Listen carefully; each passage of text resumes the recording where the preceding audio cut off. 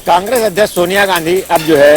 रायबरेली से चुनाव नहीं लड़ेंगी, क्योंकि राज्यसभा की जो है प्रत्याशी हैं और उनका जो है नामांकन हो चुका है। अब स्वाभाविक है, यह रायबरेली की सीट यूपी की सबसे जो अहम सीट मानी जाती है और लगातार इस सीट पर कांग्रेस का कब्जा रहा है।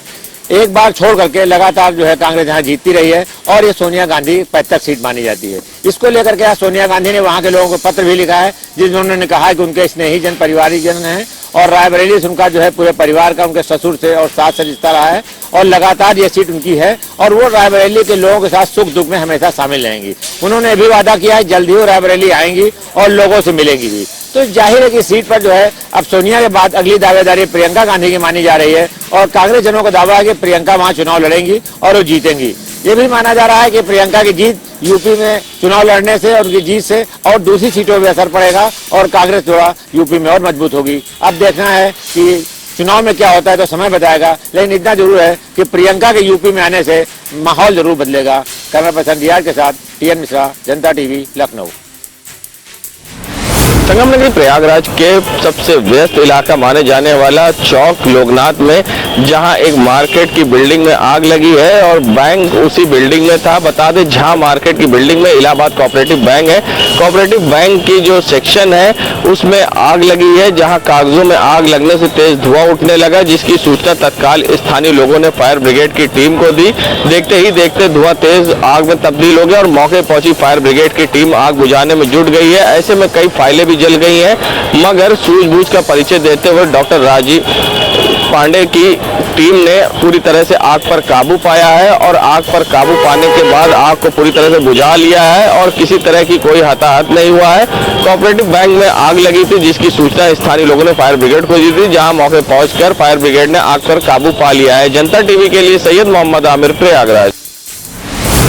अंतर्राष्ट्रीय बाल कैंसर दिवस के अवसर पर लखनऊ स्थित राम मनोहर लोहिया संस्थान में साइकिल रैली निकाली गई। साइकिल रैली निकालने का जो मुख्य उद्देश्य था वो था लोगों में बाल कैंसर के प्रति लोगों को जागरूक करना। कार्यक्रम में वहां की जो निदेशक हैं डॉक्टर सोनिया नित्यानंद वो और साथ ही साथ राम मनोहर लोहिया विज्ञान संस्थान के सभी डॉक्टरों ने इस कार्यक्रम में शिरकत किया। वहीं साथ ही साथ मौके पर मौजूद मुख्य अतिथि महेश्वर शरण सिंह, जो की राज्य मंत्री स्वास्थ्य विभाग के हैं, उन्होंने मौके पर मौजूद वहां पर लोगों से अपील की कि खाने पीने की चीजों में जो सबसे ज्यादा कीटनाशक का प्रयोग हो रहा है, कहीं ना कहीं इससे कैंसर की समस्या बढ़ रही है और हमको कम से कम जो ऐसे उत्पादों का प्रयोग करना चाहिए जिसमें कम से कम कीटनाशक का प्रयोग हो। साथ ही साथ वहां पर मौजूद मुख्य सचिव उत्तर प्रदेश सरकार डीएस मिश्रा भी मौजूद रहे, लोगों को कैंसर के प्रति जागरूक किया और साथ ही साथ इस बात की प्रशंसा भी की कि कहीं ना कहीं राम मनोहर लोहिया संस्थान जैसे जो संस्थान है वहां कहीं ना कहीं आज लोगों को अच्छे से अच्छा जो है लोगों को लाभ मिल रहा है और कहीं ना कहीं कैंसर जैसी जो बीमारियां हैं उनका इलाज भी किया जा रहा है। कहीं ना कहीं इस तरह की जागरूक रैली से लोगों में जागरूकता बढ़ रही है, ये कहना गलत नहीं होगा, लेकिन कहां तक इसको लोग अपनाते हुए अपने दैनिक जीवन में इसको अपना करके स्वस्थ रहने की दिशा में बढ़ते हैं, ये तो आने वाला वक्त ही बताएगा। कैमरा पर्सन रियाज के साथ सत्यव्रत शुक्ल, जनता टीवी, लखनऊ।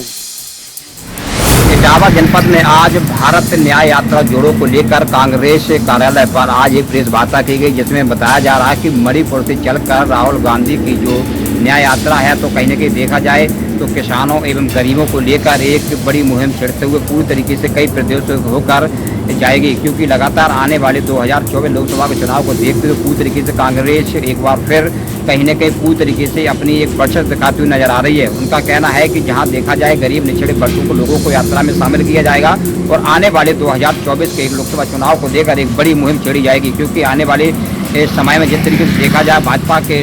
सरकार द्वारा लगातार गरीबों एवं किसानों पर जो अत्याचार किया जा रहा है उसको पूरी तरीके से एक बार देखा जाए तो कांग्रेस पार्टी एक दमखम के साथ अपने मैदान में उतरती नजर आ रही है। अब देखना होगा आने वाले लोकसभा चुनाव में कितना मुहिम चलाएगी, क्योंकि जिस तरीके से न्याय भारत यात्रा को लेकर पूरी तरीके से कांग्रेस जोड़ तोड़ के साथ लगातार कई प्रदेशों से होकर अपनी दमखम के साथ यात्रा निकाल रही है। कैमरा पर्सन के साथ रामकुमार राजपूत, जनता टीवी, इटावा।